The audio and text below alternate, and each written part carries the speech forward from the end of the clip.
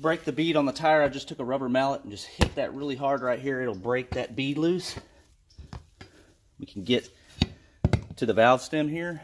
On this old valve stem, we're just going to break this guy off.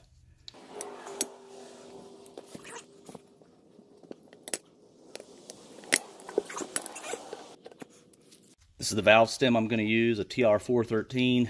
You can pick these up online or at any of your automotive stores here. So to do this, take you a little bit of penetrating lube, spray that guy down, go from the back side. They do make a tool to pull that through. Take you a pair of pliers here. Let's pull that guy through until it seats. There you go. I'm gonna go ahead and take this guy out right here.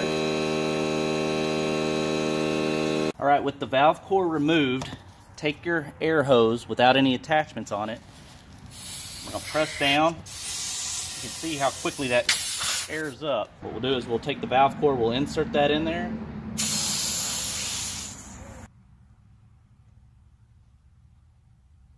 All right, with your hose attachment on, go ahead and